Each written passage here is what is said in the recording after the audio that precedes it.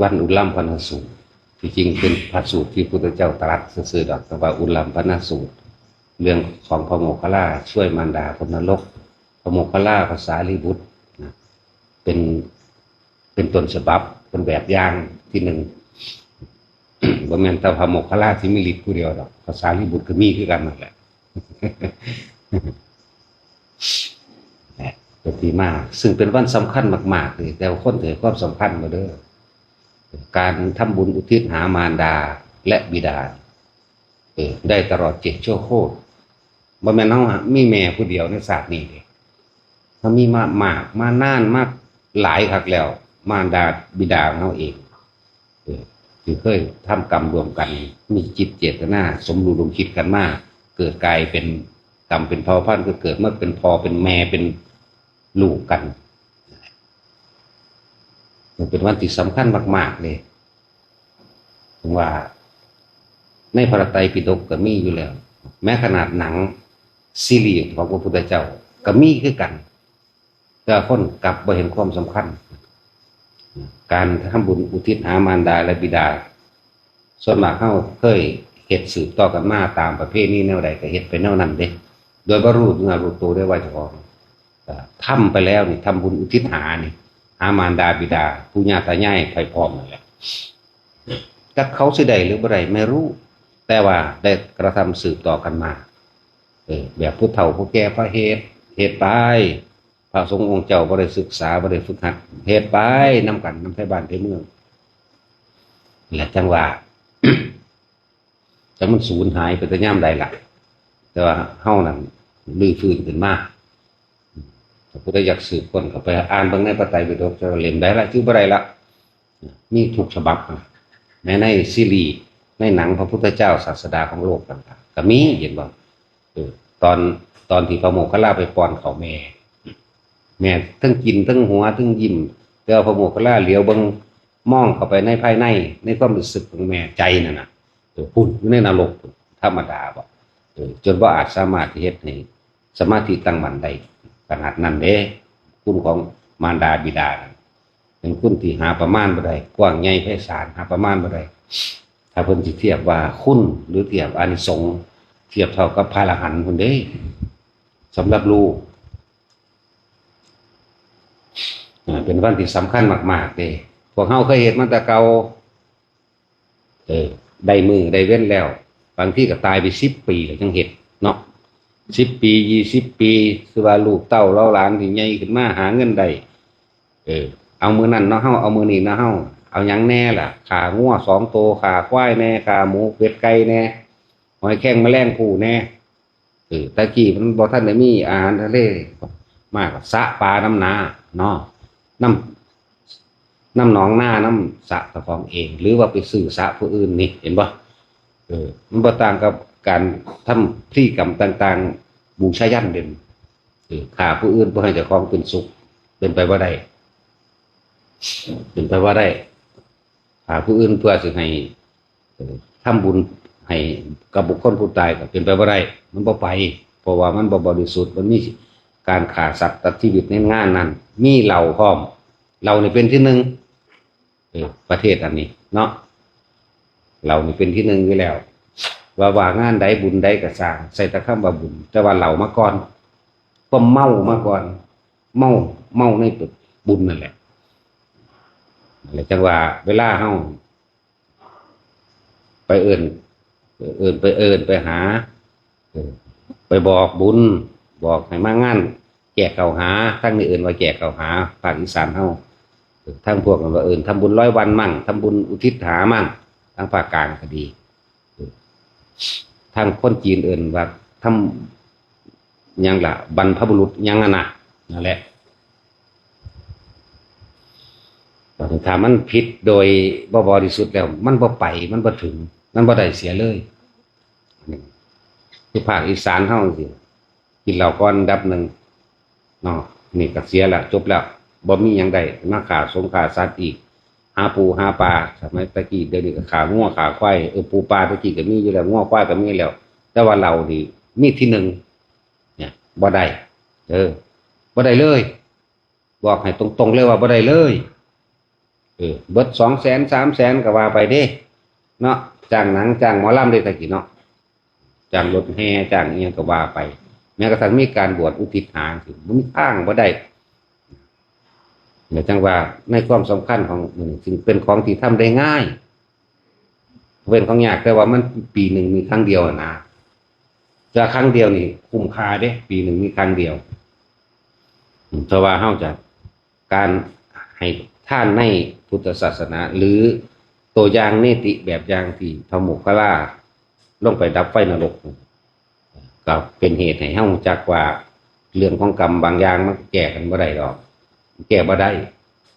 ทุกอย่างล่ะว่าบ่ว่าแต่บางอย่าง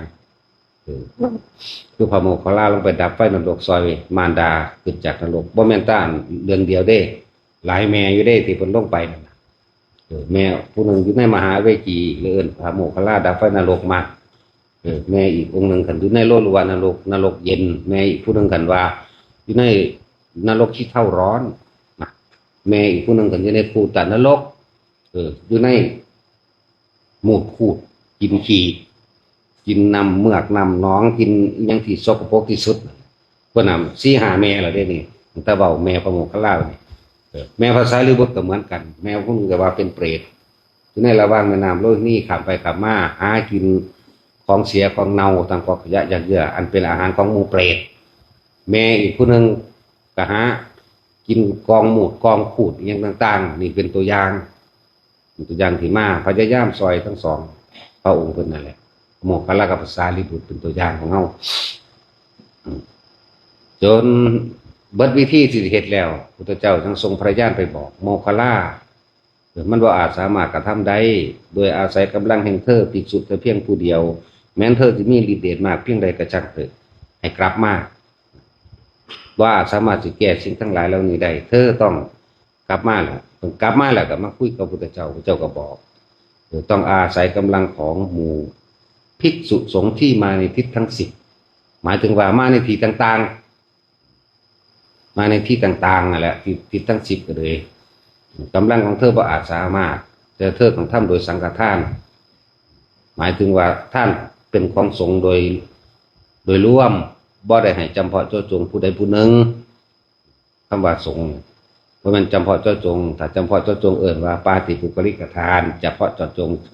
คือภิกษุองค์นั้นๆเน้นลงไปหรือปรารณาเน้นลงไปว่าปรารณาไว้ว่าพระคุณเจ้าต้องการสิ่งใดบอกกับผมบอกข้าน้อยบอกผู้ขาก็ว่าไปในอื่นว่าปรารณาในเฉพาะหนึ่งแต่คำว่าสังฆทานคือร่วมหมู่บ่ได้จำเพาะเจาะจงบ่ได้เน้นว่าองค์นั้นองค์นี้องค์ใดบ่เน้นเป็นร่วมพระพุทธเจ้าจึงบอกว่าโมคคัลลาสารีบุตรเปิดมาทั้งสองกับว่าในมือ15 ค่ำเดือน7คือมื้ออื่นอันเป็นวันจุติจิตแห่งมหาโพธิสัตว์เจ้าสัพพัญญูทั้งหลายจะได้จุติในเมื่อนั้นจะเป็นวันมหาปวารณาหมายถึงเพิ่นพุ่นดิปวารณาตัวเองเพื่อสิมาแก้ไขหรือว่าเป็นให้ปัญญาของโลกปัญญาแก่หมู่สัตว์เปิดก็มืดให้แก่หมู่สัตว์นำแสงสว่างมาแหละเป็นจังว่านักที่ปัญญาสมาอาภาแสงสว่างได้อยู่เสมอโดยปัญญาไม่มีเป็นวันที่เป็นมหาปวารณาเนี่ยคือผู้ใหญ่มหาแปลว่ายิ่งใหญ่อยู่แล้วเพิ่นปวารณาด้วยตัวเองในเมื่อสิจุติเกินที่เข้าสู่คันพระมารดาจากสันตุสิทธิ์และมีเพียงวันเดียวเท่านั้น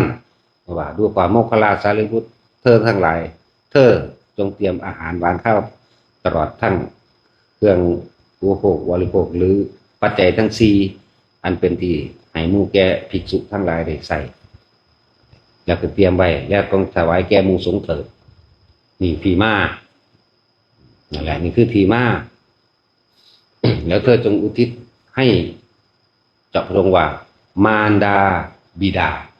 เท่านั้นและผลแห่งการอุทิศให้แด่มารดาบิดาของเธอทั้งหลายก็จะพ้นดอกได้7 ชั่วโคตรคุ้มบ่มือเดียวแล้วก็บ่จำเป็นต้องมีของมากเด้พ้นจากทุกขติอบายภูมิพ้นจากความทุกข์อันเกิดอยู่ในอบายภูมิมีสัตว์นรกมีเปรตแม้กระทั่งเดรัจฉานแต่ว่าผู้ที่สูงอยู่แล้วหมายถึงเทวดาอินพรหมพ่อแม่เฮาเป็นเทวดาอินพรหม จังซี่พวกนั้นเว้นไว้เอาเฉพาะพวกตกต่ำนี่เพิ่นกรุณาขนาดนั้นเพิ่นหาวิธีซอยเรียกว่าพุทธาธิษฐานไว้แต่ว่าจังว่ามันเป็นวันที่สำคัญมากๆแล้วเฮาก็บ่ได้เฮ็ดโดยไปยุ่งยากกับพิธีกรรมพิธีการอิหยังที่เฮาเคยเฮ็ดมาว่าทำบุญหาพ่อหาแม่ตามประเพณีบ้านเมืองถ้าบ่เฮ็ดก็ย้านไทบ้านเขาว่าบ้านเมืองเขาว่าเนาะถ้าบ่เอิ้นคนเอิ้นแขกเอิ้นผู้มีเกียรติมามีการเลี้ยงเราเมายาเข้าไปอีกมีการฆ่าสัตว์เข้าไปอีกมีหลายๆอย่างที่ความม่อมเมามหรสพครบครันที่คิดว่าสิได้บ่มีทางถ้าผู้ใดว่าได้มาพิสูจน์กันเฮาว่าบ่ได้มันเห็นมาพอแห้งแล้วอีหยังกันแหละบ่ได้เลยน้อยๆก็บ่ได้สมมุติอันพวกว่ามื้อนี้เขาจำพอเจ้าจงอุทิศบุญหาเจ้าเด้อนี่ยายทองลูกเจ้าสิเฮ็ดบุญมื้ออื่นไปรับมาล่ะก็เปิดโอกาสให้มาล่ะมาแล้วลูกเจ้าของเองกับเจ้านั่นต่างๆเมาอยู่ว่าซั่นหุ่นลาบเป็ดลาบไก่ลาบงัวลาบควายเมาจนบางพวกก็ยากไปน้ำจังหนังจังหมอลำยากน้ำเด็กน้อยตีกันแน่นั่นแน่มันเป็นตะได้อยู่ว่าซั่นนั่นแล้วผู้อันผ้าว่าเตรียมตัวไว้พารับสินเด้อก็ว่าเมาสิไปได้อีหยังแหละจังว่ามันบ่ได้มันเริ่มต้นผิดแต่ที่แรกก็บ่ได้พิธีแล้วเข้าใจว่าได้เข้าใจเอาเองทั้งตัวเองก็บ่ฮู้บ่เห็นสุดท้ายแล้วมันเบิดเวลานั่นคือก็ให้ขึ้นเมื่อคือเก่าไปตกนรกคือเก่านี่ตัวอย่างยกตัวอย่างคือไม่เปรียบก็เป็นเปรียบคือเก่าบ่ได้หยังผู้ใดได้สัตว์ที่นำมาฆ่าปลาเบิดสะนั่นแหละที่เอามาฆ่าใส่งานงัวกับควายนั่นแหละที่ฆ่าหมูนั่นแหละเป็ดนั่นแหละหอยแครงแมลงภู่และปลาดุกนั่นแหละได้เข้าใจว่าล่ะนี่คือยกตัวอย่างที่เคยเห็นมาที่เฮาเคยประสบพบเห็นมาระลึกเบิ่งเอาเด้นี่มันได้อยู่บ่อันที่เขาเฮ็ดนี่มันบ่ได้ซะเลยนั่นแหละจังว่าเกิดเป็นตนาสงสารหลายคนก็โอ้ยเลิกเศร้างานเก็บนั่นนี่มากูดีใจหลายก็เฮ็ดบุญให้พ่อแม่กูซั่นบ่แม่นได้เฮ็ดบาปนั่นจักว่ามันเฮ็ดบุญเด้เริ่มต้นตั้งกินเหล้านะดีว่าดีลูกเต้าผิดเถียงกันมึงออกหน่อยอีห่านี่มึงได้มูลหลายเนาะได้มูลหลายก็กูสวนมึงก็ได้ควายมึงก็ได้เกินกูอีกลูกติดกูนี่เฮ็ดน้ำพอน้ำแม่มามึงบ่ได้เฮ็ดหยังปานใดเถียงกันอยู่มึงออกหลายๆว่าเด้มันมีสารพัดนั่นแหละนี่ความจริงที่ทุกคนเข้ามาบ่ละล่ะนี่มื้อนี้ก็เลยแต่มื้อนี้เฮาเฮ็ดง่ายๆน้ำขวดเดียวก็ได้ขนมห่อนึงก็ได้ผลเบิดเพราะเฮาอาศัยกำลังพุทธาธิษฐานหรือพุทธบารมีเป็นประธานอยู่แล้วแล้วก็อาศัยคณะสงฆ์และหมู่สงฆ์จำนวนมากนั่นแหละเอาตัวนี้เอากำลังตัวนี้ซอยกำลังตัวนี้ซอยแล้วก็ของที่ได้มาบริสุทธิ์คือบ่ได้ไปคนไปกี้ไปฆ่าทุกคนให้ตั้งจิตตั้งใจตั้งเจตนาเอาไว้ตั้งไว้ตะกลางคืนพุ่นว่ามึงกูสิเฮ็ดบุญอันนี้ท่านอันนี้ไปหาแม่กูพ่อกูนี่มันก็เริ่มไปแต่ตอนนั้นล่ะของตัวแกหมู่สงปุ๊บมันก็ไปของมันเองดอกเฮาบ่ได้ว่าหยังดอกเฮาว่าในใจเฮานั่นน่ะมันก็หาตะกาวคำใดเลยก็ได้มันสำเร็จตอนที่คิด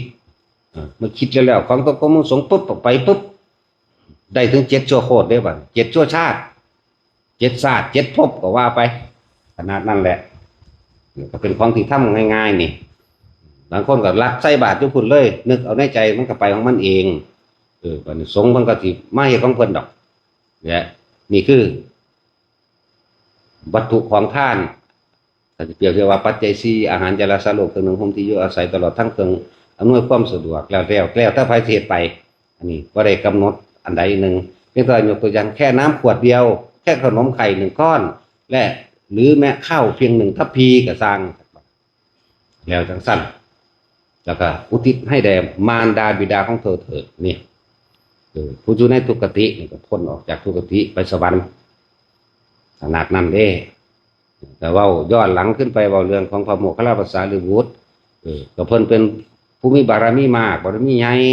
อุปถากเพิ่นก็มีแต่เศรษฐีทั้งเก่าเนาะเศรษฐีนวโกฏพวกมีเงินหลายแม้กระทั่งพระเจ้าพิมพิสารแม้กระทั่งพระเจ้าปัสเสนก็เป็นอุปถากภาวนาไว้กับพระโมคคัลลาภาษาลีบุตรแต่ทั้งสั้นล่ะพระเจ้าต้องการกุฏิสีหลังพระโมคคัลลาบอกพระเจ้าพิมพิสารต้องการกุฏิสีหลังมันก็เฮ็ดให้ข้าวเดียวโดนแล้วฟังกษัตริย์เฮ็ดเนาะภาษาลีบุตรมื้อนี้กับพระเจ้าปัสเสนก็เฮ็ดให้ฮอดแย่งกันเฮ็ดมันแหละว่าธรรมดาก็จะแย่งกันทำบุญเด้จักว่าล่ะ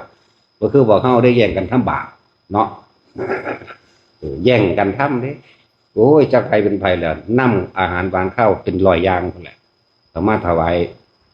แด่คือเขาเจ้าปวารณาไว้เจาะจงไว้แต่ว่าพระโมคคัลลาภาษาลีบุตรบ่ได้รับเฉพาะเจาะจงว่าอันนี้แด่พระคุณเจ้าแต่ที่นี่พระโมคคัลลาภาษาลีบุตรถวายแด่หมู่สงฆ์เลยอาศัยกำลังของหมู่สงฆ์หมู่มาก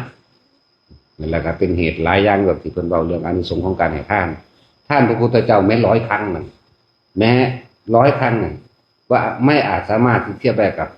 สังฆทานไม่เพียงครั้งเดียวกับหมู่สงฆ์แหละก็มีเหตุในเว้าตัวนั้นอยู่ ในนี่คือผลของทานก็จะเป็นเครื่องอาศัยของกายเนาะอาหารยาละสโลเครื่องห่มที่อยู่อาศัยตลอดทั้งเครื่องอำนวยความสะดวกต่างๆแต่ว่าผลของธรรมในมือเพิ่นสิแสดงธรรมเด้หลังจากถวายทานแก่หมู่สงฆ์ทั้งเบิดแล้วพระพุทธเจ้าแสดงธรรมตัดสิว่านั้นอนุพุพิกถาอานิสงส์ทานศีลภาวนาน่ะบ่รวบเราเรื่องทานเราเรื่องศีลเรื่องภาวนาอานิสงส์ของทานอานิสงส์ของศีลอานิสงส์ของภาวนาแต่ว่ามือนั้นพวกเฮาสิบ่เว้ายาวปานนั้นมืออื่นนี่เฮาสิพากันสวดทำความเคารพนอบน้อมพระพุทธเจ้าทั้งเบิดซะก่อนคือนะโมเมต่อมาก็เป็นธรรมจักรนัตตรกนสูตรอธิตปริยยสูตรคือสวดเอาเองทุกคนก็สวดพร้อมกันหมู่พระนี่ก็สวดทั้งเบิดสวดพร้อมกันมันสิมีเป็นพระนำดอกแล้วก็ปฏิจจสมุปบาทนะนี่แหละนี่เป็นหลักกระแสเสียงธรรมมันเป็นคำสั่งสอนของพระพุทธเจ้านี่จะเป็นเครื่องนำทางนำสตินำปัญญาของมารดาบิดาของเฮาที่ได้รับส่วนบุญไปแล้วเป็นเครื่องดำเนินชีวิตตัวเองบ่ให้ผิดพลาดบ่ให้ตกต่ำเหมือนที่เคยผ่านมาเฮาเฮ็ด2อย่างตะกี้ก็2อย่างเหมือนกันแต่ที่พระพุทธเจ้าบ่ทันตายเพิ่นเป็นผู้เทศเอาเองบัดนี้เฮาเป็นกระบอกเสียงเพิ่นเอาซะพวกเฮานี่ร่วมเป็นกระบอกเสียงเพิ่นนำธรรมของเพิ่นออกมาแสดงแม้นที่เป็นภาษาบาลีก็ช่างเด้อรู้เรื่องคือเก่าจิตวิญญาณเดียวกันความรู้สึกเดียวกัน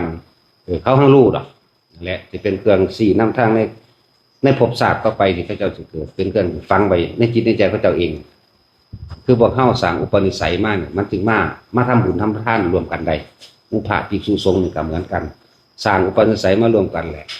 จึงได้ทำมานี่มันนำทางเมื่อถึงเวลามันก็มาของมันเพราะว่ามันเคยสร้างมารดาบิดาของเฮาก็คือกันถ้าได้รับแล้วจังซี่เขาจะก็เรียกว่าติดเป็นอุปนิสัยไปในจิตวิญญาณนั่นแหละ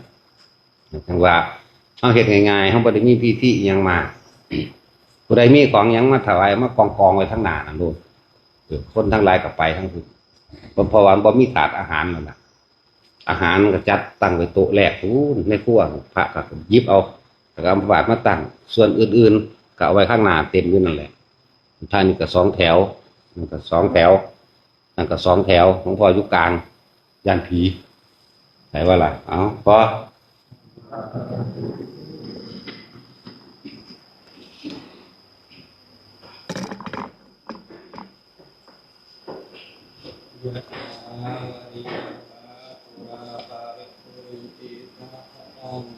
เอวะเมวะอิโตตุนังเอกังนังตุนัปฏิอิจิตังตุนังอิปะเมวะสมิจฉตุปเพตุเรนตุสัมปะปาจันตุปนัสสะโสยะถามณิโชติยะโสยะถาสัพพิติโยวิวัชชันตุวะโรโกวินัสสตุมาเตภวะ วันวันตารายโยสุขีทีคายุโกภวะอาภิวาทนาสีริสนิจังพุทธาปัจจายโนตัตตาโรธัมมาวัฏันติอายุวันโนสุขังภาลังวะปุชาภมังคะลังราคันตุสัพพะเทวตาสัพพะพุทธานุภาเวนะสัทธาสุขีภวันตุเตภาวะตุสัพพะมังคะลังราคันตุสัพพะเทวตา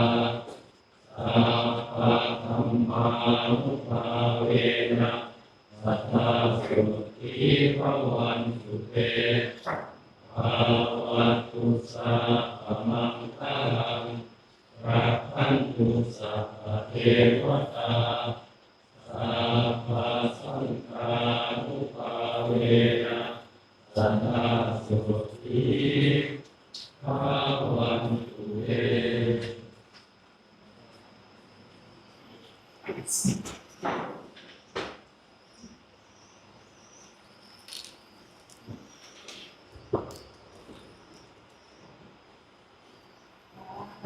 น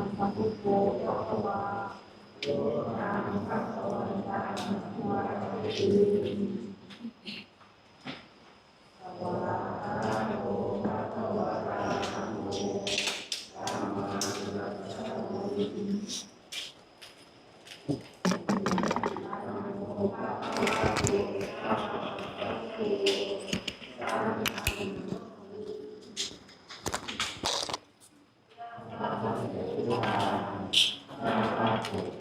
ยะ